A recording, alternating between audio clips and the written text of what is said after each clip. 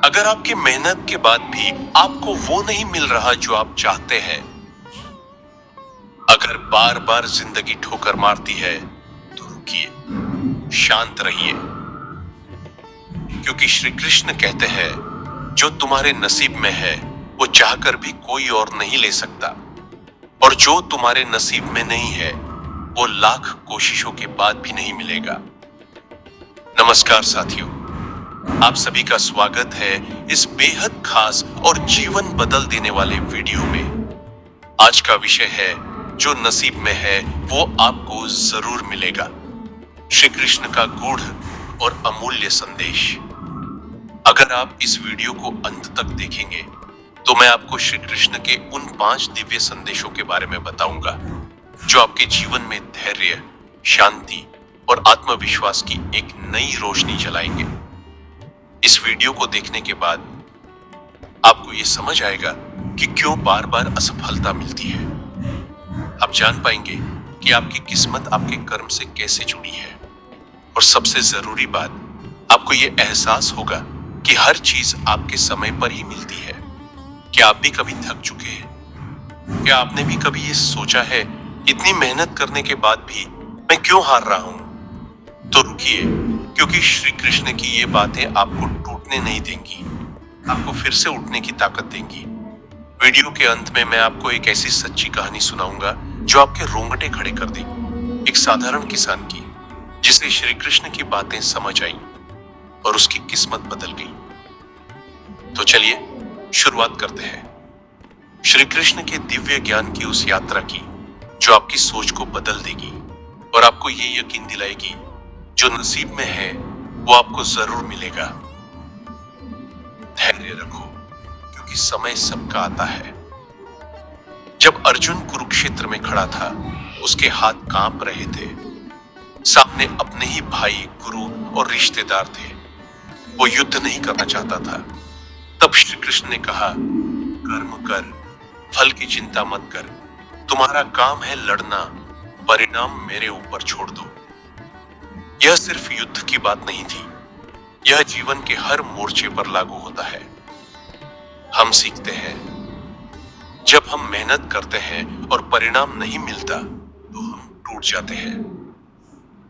लेकिन श्री कृष्ण कहते हैं, धैर्य रखो, समय तुम्हारा आएगा। अभी नहीं मिला तो इसका मतलब ये नहीं कि मिलेगा ही नहीं। कभी कभी जीवन आपको टेस्ट करता है, क्या आप अपनी आस्था पर टिके रह सकते हैं? एक छोटी सी कहानी। गांव का एक लड़का था जो हर दिन मंदिर जाता, श्री कृष्ण की पूजा करता और पढ़ाई में दिन रात एक कर देता, लेकिन कई बार वो फेल हो जाता। एक दिन उसने गुस्से में श्री कृष्ण की मूर्ति से कहा, क्यों नहीं देते मुझे सफलता? मैं तो तुम्हारी पूजा करता हूं। तभी उसके सपने में श्री कृष्ण आए और बोले, जो तुझे मिलना है वो तुझे मिलेगा, पर तब जब तू उसे संभालने लायक होगा। सफलता दे दी पर तू कमजोर रहा तो वो तुझे और गिरा देगी। यह संदेश क्या कहता है? आपका समय आएगा, लेकिन तब जब आप तैयार होंगे।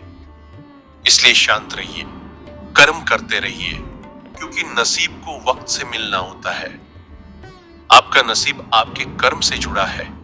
श्री कृष्ण ने स्पष्ट कहा, यथा कर्म तथा फल, जैसा कर्म करोगे वैसा फल मिलेगा। अगर आप सच में अपना नसीब बदलना चाहते हैं तो सबसे पहले अपने कर्म बदलिए। नसीब भाग्य है, लेकिन उसका आधार है आपके कर्म। साथियों, क्या आपको कभी ऐसा लगा कि सारी दुनिया आगे निकल रही है और आप वहीं के वहीं हैं? तो जरा सोचिए, क्या आप अपने कर्म को पूरी निष्ठा से कर रहे हैं? क्या आप धैर्य रखे हुए हैं? श्री कृष्ण कहते हैं, जो बोओगे वही पाओगे, लेकिन मौसम आने पर ही। तुलना मत करो, नसीब सबका अलग होता है। श्री कृष्ण ने गीता में कहा था, स्वधर्मे निधनम श्रेयः परधर्मो भयावह। अर्थात अपने कर्म के मार्ग पर मर जाना भी श्रेष्ठ है, दूसरों के रास्ते की नकल करना भयावह है। हमारी सबसे बड़ी भूल क्या है? हम अपने जीवन की तुलना किसी और से करने लगते हैं। दोस्त का प्रमोशन देखकर दुखी हो जाते हैं। किसी की शादी, गाड़ी, सफलता देखकर खुद को कम आंकने लगते हैं। लेकिन क्या आप जानते हैं, आप किसी और के जीवन की सिर्फ झलक देखते हैं, संघर्ष नहीं।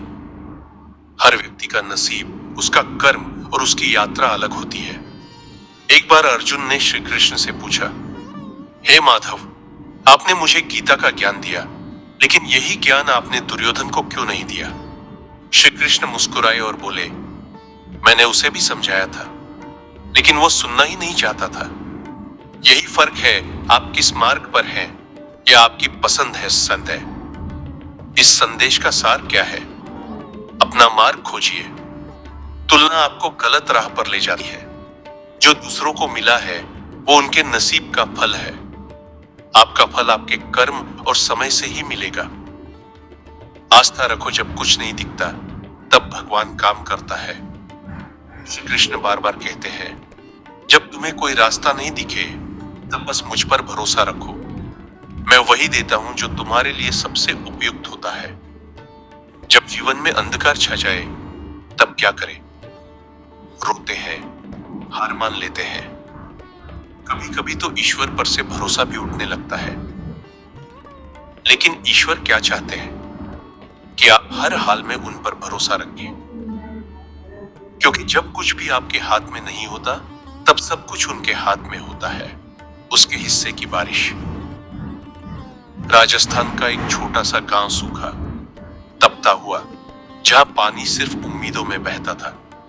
कहानी का नायक गोविंद 24 साल का एक गरीब किसान, लेकिन आंखों में चमक, चेहरे पर मुस्कान और दिल में श्री कृष्ण का नाम। गोविंद के पास जमीन थी लेकिन बंजर, बारिश नहीं होती थी।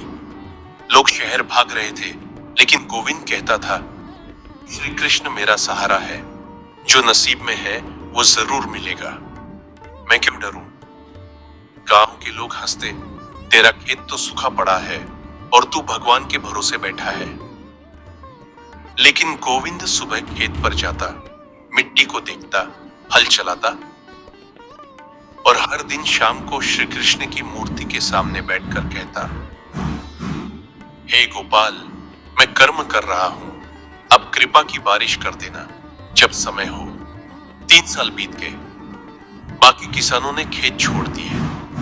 गोविंद हर साल बीज डालता पर सूखा पड़ता। फिर आया वो साल जब आकाश भी थक चुका था। पूरे जिले में एक भी बारिश नहीं हुई। सरकार ने सूखा घोषित कर दिया।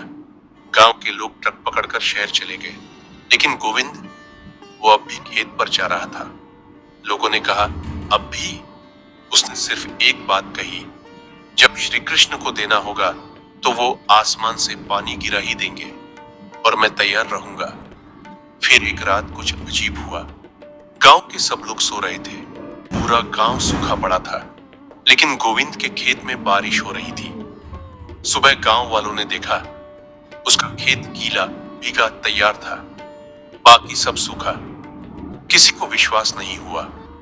सरपंच तक दौड़कर आया और बोला, क्या तूने कुछ किया है? ये कैसे हुआ?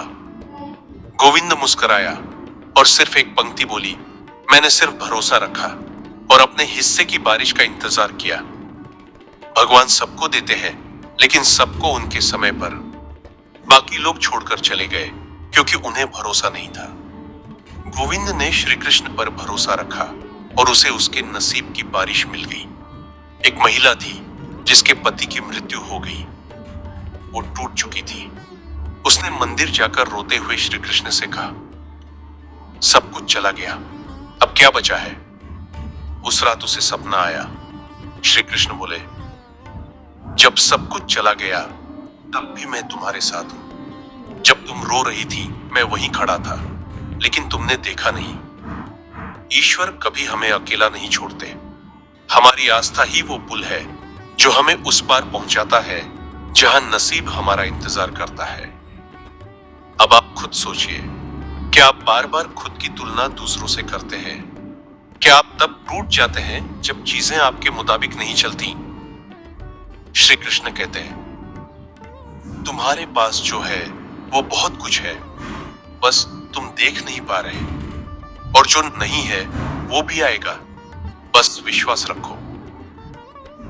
अब तक आपने 4 दिव्य संदेशों को जाना। धैर्य रखो, कर्म करते रहो, तुलना मत करो और आस्था रखो।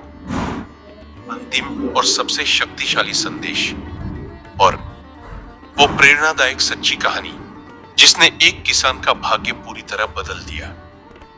जो नसीब में है वो आपको जरूर मिलेगा, लेकिन सही समय पर। श्री कृष्ण ने अर्जुन से कहा था, कालोस्मि लोकक्षय कृत प्रवृद्धो, मैं ही समय हूं और मैं ही निर्णय करता हूं कब क्या होगा।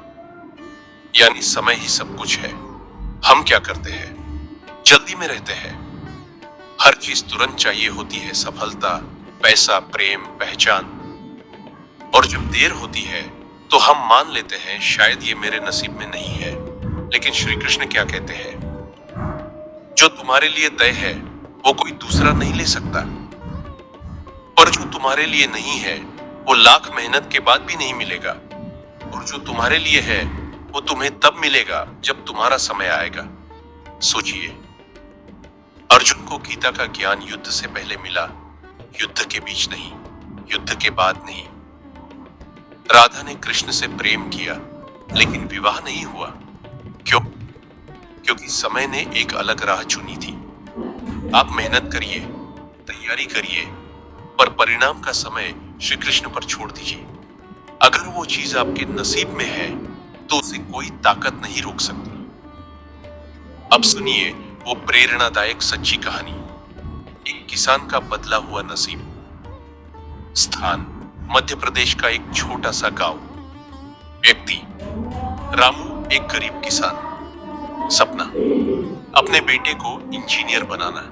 रामू दिन रात खेत में काम करता, लेकिन सूखा पड़ता, फसलें खराब होती, कर्ज बढ़ता गया। बेटे को स्कूल भेजा, लेकिन 10वीं में फेल हो गया।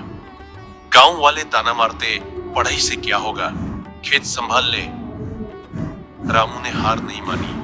वो हर सुबह श्री कृष्ण की मूर्ति के सामने बैठकर सिर्फ एक बात बोलता, जो नसीब में है वो मिलेगा। मैं अपना काम कर रहा हूं, आप अपना समय तय कीजिए प्रभु। बेटे ने फिर से पढ़ाई शुरू की, मेहनत की। 2 साल बाद उसने IIT की परीक्षा पास कर ली। गांव में पहला बच्चा जो इंजीनियर बना। अब रामू के खेत भी सुधरने लगे, बेटे की नौकरी लगी, और वही लोग जो ताने मारते थे अब उसे आदर्श पिता कहते हैं। रामू आज भी मंदिर में बैठकर कहता है, जो नसीब में है वो जरूर मिलेगा, और जब श्री कृष्ण चाहे। अब आपके लिए श्री कृष्ण का अंतिम प्रश्न, क्या आप भी अपने जीवन की कहानी बदलना चाहते हैं? क्या आप तैयार हैं धैर्य रखने के लिए?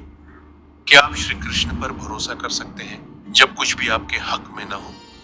अगर हाँ, तो आज से ये वचन लीजिए, मैं कर्म करूंगा, तुलना नहीं करूंगा, आस्था रखूंगा, धैर्य रखूंगा और समय पर भरोसा करूंगा, क्योंकि जो नसीब में है वो मुझे जरूर मिलेगा।